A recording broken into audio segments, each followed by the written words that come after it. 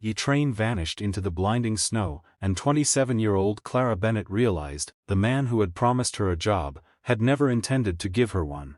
She sat alone on a frozen railway platform, clutching an old leather suitcase while snow gathered on her faded beige dress and worn brown coat. The station master had already told her the waiting room would close before sunset. She had no money for a room, no family nearby, and no idea where she would spend the night. But then two little boys appeared through the storm, followed by their rugged 40-year-old father, Samuel Carter. The cowboy studied Clara's tearful face, glanced at her empty suitcase, and whispered words she would remember for the rest of her life. "My twins need a mother like you." Before we continue, if you enjoy emotional Western stories filled with family, courage, mystery, and second chances, please like this video and subscribe to Meaningful Impact 2.1. Because Clara's rejection at that station was not an accident. It was the beginning of a secret someone had tried very hard to keep buried. Clara had traveled nearly 400 miles to reach Red Hollow, after receiving a letter offering her a housekeeping position at the wealthy Hale estate. The letter had promised a respectable wage, a warm room, and enough money to start her life over. But when she arrived, a man named Victor Hale met her at the station and told her the position had been filled. Clara couldn't understand why he had traveled all the way to the station, simply to reject her. When she asked about the letter, Victor's expression changed. "Forget this place," he warned. "Take the next train east." Clara had asked why. Victor had only replied, "Because some people disappear when they ask too many questions." Then he walked away, leaving her with nothing but the suitcase she carried, and a growing feeling that she had been deliberately brought there for a reason. As darkness approached, Clara sat beside her suitcase, trying to keep her hands warm. She noticed two small boys standing several yards away. They were identical twins, both 6 years old. One wore a gray knitted cap and dark wool coat, the other wore a brown knitted cap and brown coat. Their father stood behind them, a rugged cowboy in a brown hat, weathered dark brown coat, dark trousers and worn boots. His name was Samuel Carter. He had come to the station to collect supplies, and had no intention of becoming involved in someone else's troubles. But when his younger son whispered, "Papa, that lady is freezing," Samuel looked at Clara again. "Do you have somewhere to go?" he asked. Clara tried to smile. "I thought I did." Samuel noticed the letter in her hand. "Who sent you here, Hale?" His expression hardened instantly. "You need to leave Red Hollow." Clara stared at him. "Why?" Samuel looked toward the road. "Because Victor Hale doesn't bring people here without a reason." Before Clara could ask another question, the station master announced that the building was closing. The storm had become too severe for travel. Samuel looked at the twins, then back at Clara. "Your ranch is 12 miles from here. There's an empty guest room. I couldn't stay with a stranger." "You don't have to trust me," Samuel said. "Just trust that I won't leave someone outside in this weather." Clara hesitated, then the boy in the gray cap stepped forward. "You can stay with us." Something about those simple words broke through Clara's fear. She accepted Samuel's hand. The journey to the ranch was difficult. Snow covered the trail, and Samuel repeatedly stopped the wagon to make sure Clara and the boys were warm.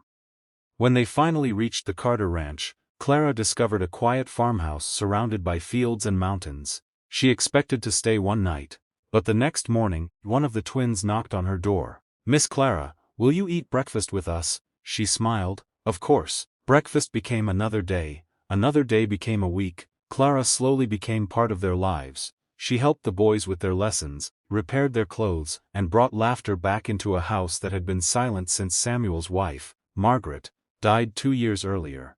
But Clara noticed something strange. Whenever Victor Hale's name was mentioned, Samuel became unusually quiet. One evening, while cleaning an old cabinet, Clara discovered a photograph of Margaret standing beside a wooden box. On the back were 6 handwritten words, "If anything happens to me, trust no one." Clara felt a chill. That night, Samuel finally told her the truth. Margaret had discovered that Victor Hale was trying to steal several ranches in the valley, using forged land documents. She had collected evidence before her sudden death. "But where is the evidence?" Clara asked. Samuel shook his head. "We never found it." Clara looked at the photograph again. Then she noticed something. The wooden box in the photograph had a small silver star carved into its lid. She had seen that exact symbol before, in the suitcase Victor had told her to leave behind. Clara suddenly realized why Victor had rejected her. He hadn't been afraid of her. He had been afraid of what she might discover. Before she could tell Samuel, the sound of horses thundered outside. Victor Hale had arrived, and this time, he wasn't alone. Victor Hale rode into the Carter yard with 3 men behind him. Snow fell heavily around their horses as Samuel stepped onto the porch. Clara stood behind him, keeping the twins close. Victor dismounted slowly and smiled. "You should have listened to me at the station," he said to Clara. Samuel looked at him sharply. "What does she have to do with you?" Victor ignored the question. "Give me the ranch deed, Carter." "No." Victor's smile disappeared. "You've been given enough chances." Clara suddenly understood something. Victor wasn't there, simply to threaten Samuel. He was there because he believed Clara had discovered something. Victor pointed toward her suitcase. "Where is it, Clara?" "The silver star box," he said. "Where did you put it?" Samuel turned toward Clara. "What box?" Clara reached inside her coat and pulled out the old letter Victor had given her at the station. "I think he sent me here because he believed I would find this." Victor's face changed. Samuel took the letter. Inside was a hidden message written in Margaret's handwriting. "The truth is beneath the place where our children first learned to walk." Samuel immediately understood. The old barn. Victor realized what they had discovered. "Get the box." His men rushed forward. Samuel stepped off the porch. The first attacker grabbed him, and a fierce struggle broke out in the snowy yard. Samuel pushed him away, but another man came from the side.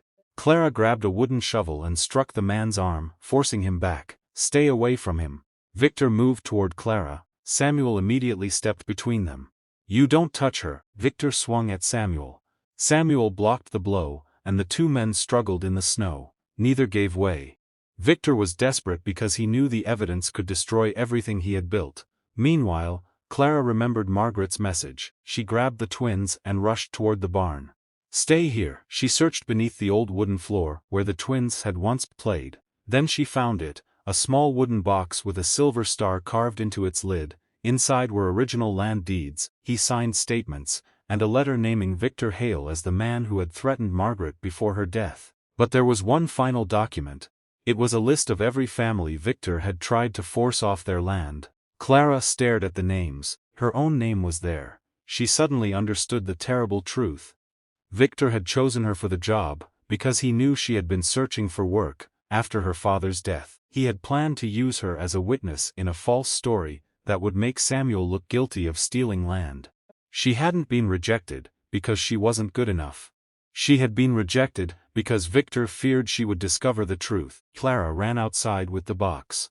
Victor turned, his face went pale. The sheriff's voice suddenly echoed across the ranch. "Drop your weapons." Sheriff Mason and 2 deputies rode into the yard. Victor's men froze. Samuel stepped away from Victor. The sheriff dismounted and walked toward Clara. "Is that the evidence?" Clara nodded. "We found it under the Carter barn." Victor tried to run. Samuel blocked his path. Victor lunged. Samuel caught him and forced him to the ground while the sheriff's deputies rushed forward and placed Victor under arrest. The fight was over, the ranch was safe, but Samuel wasn't thinking about the ranch. He was looking at Clara. "You could have left," he said quietly. "So could you. I had a reason to stay." Clara looked at the twins. "So did I." The boys ran toward her. "Clara!" She knelt and opened her arms. Both twins hugged her tightly. Samuel watched them with tears in his eyes. For 2 years, his home had felt empty. Now, for the first time, it sounded like a family lived there again. Spring arrived. Several weeks later, the snow melted from the fields, and the ranch came alive with green grass and wildflowers. Clara stood on the porch watching the twins race across the yard. Samuel walked beside her. "When I saw you at that station," he said, "I thought I was rescuing someone who needed a place to stay." Clara smiled. "And now?" Samuel looked at the boys. "Now I think you were the one who came here to rescue us." Clara's eyes filled with tears. She had arrived in Red Hollow believing she had been rejected. But the truth was very different. The job had been a trap. The rejection had been a warning. The stranger she had feared had become the man who protected her. And the 2 little boys she had met in a snowstorm had become the family she never expected to have. Samuel looked at her. "You remember what I told you at the station?" Clara smiled. "You remember, my twins need a mother like you." The twins ran toward them. Clara opened her arms. Samuel stood beside her as they watched the sunset over the ranch. Sometimes life closes a door because someone wants to hurt you, and sometimes that same closed door leads you directly to the people who were waiting to love you. Clara had gone to the station looking for a job. She left it with something far more valuable: a home, a family, and a second chance. If this story touched your heart, like this video and subscribe to Meaningful Impact 2.1 for more emotional Western stories about courage, family, unexpected kindness, and second chances. And remember, being rejected does not always mean you weren't wanted.